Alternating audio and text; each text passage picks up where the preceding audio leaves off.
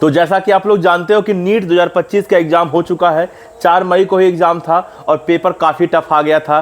Students बता रहे थे फेस का पेपर जेई के लेवल का आ गया था। इसलिए अगर हम बात करें कि कट ऑफ की, तो कट ऑफ आप मान के चलिए कि बहुत तेज कट ऑफ में गिरावट होगा। अगर हम मार्क्स वाइज कट ऑफ की बात करें पहले की अपेक्षा, तो उसमें काफ़ी गिरावट होगा। खैर, अभी एक्सपेक्टेड कट ऑफ ही बताया जा सकता है, कन्फर्म क्या है इसके बारे में नहीं बताया जा सकता।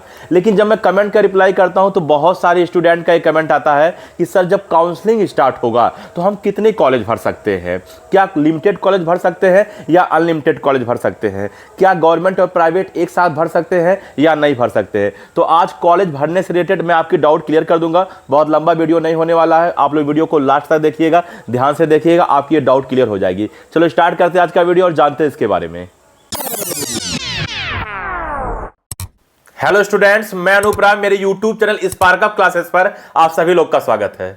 तो जैसा कि आप लोग ने स्टार्टिंग में सुना होगा, नीट काउंसलिंग से रिलेटेड बहुत सारे स्टूडेंट का डाउट रहता है कि काउंसलिंग के दौरान जब हमको कॉलेज भरना होता है तो हम कितने कॉलेज भर सकते हैं। तो स्टूडेंट, मैं आपको बता दूं कि पहले आप ये जान लीजिए कि 3 प्रकार की काउंसलिंग होती है मेनली। पहला आपका एमसीसी होता है, दूसरा आपका आयुष होता है, तीसरा आपका वीसीआई काउंसलिंग होता है। एमसीसी काउंसलिंग में 3 कोर्स के लिए काउंसलिंग कराया जाता है, आपका बीडीएस कोर्स के लिए, एमबीबीएस कोर्स के लिए और बीएससी नर्सिंग कोर्स के लिए। 3 कोर्स के लिए एमसीसी में काउंसलिंग होता है। और एमसीसी में भी 2 प्रकार का काउंसलिंग होता है, एक होता है ऑल इंडिया कोटा काउंसलिंग, दूसरा होता है state counselling. All India quota counselling में पूरे इंडिया के स्टूडेंट पार्टिसिपेट कर सकते हैं। स्टेट काउंसलिंग में केवल व केवल स्टेट के स्टूडेंट पार्टिसिपेट करते हैं। वहीं अगर हम आयुष काउंसलिंग की बात कर लें तो इसमें आयुष कोर्स के काउंसलिंग होता है, दूसरा आपका बी फार्मा आयुर्वेदा का काउंसलिंग होता है। आयुष में आप जानते हो कि बीएएमएस हो जाता है, बीयूएमएस आता है, बीएचएमएस आता है, बीएनवाईएस आता है, ये सब आपके आयुष कोर्स के अंतर्गत आते हैं। इसमें भी 2 काउंसलिंग होगा, ऑल इंडिया कोटा काउंसलिंग और स्टेट काउंसलिंग। ऑल इंडिया में पूरे इंडिया के स्टूडेंट पार्टिसिपेट करेंगे,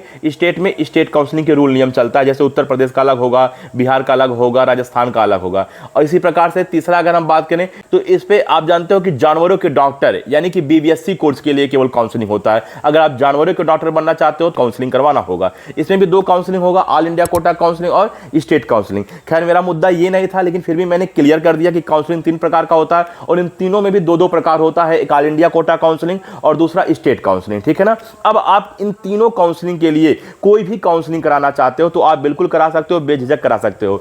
और अगर हम बात करें कितने कॉलेज भर सकते हो, तो आप अनलिमिटेड कॉलेज भर सकते हो, गवर्नमेंट कॉलेज भी भर सकते हो और आप प्राइवेट कॉलेज भर सकते हो। अपने हिसाब से आप चाहो, जो चाहो आप वो भर सकते हो। इसमें कोई लिमिट नहीं है कि आपको 10 गवर्नमेंट भरना है, 10 से ज़्यादा नहीं भरना है, या आपको 5 प्राइवेट भरना है, 5 से ज़्यादा नहीं भरना है। ऐसा कोई लिमिट नहीं है।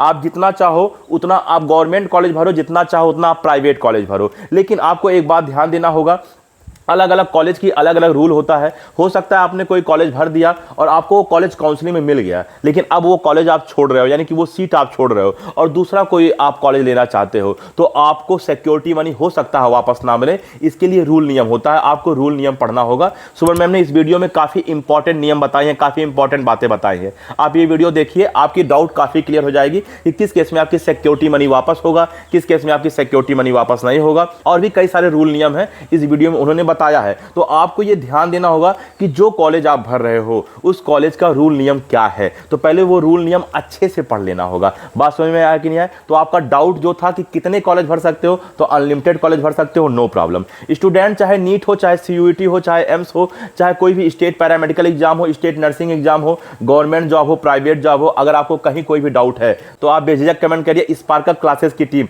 हमेशा आपके साथ है। हम लोग हमेशा कोशिश करेंगे कि आपकी डाउट का समाधान कर सके। तो ठीक है स्टूडेंट, इस वीडियो में इतना ही। मिलते हैं अगले वीडियो में, तब तक के लिए जय हिंद।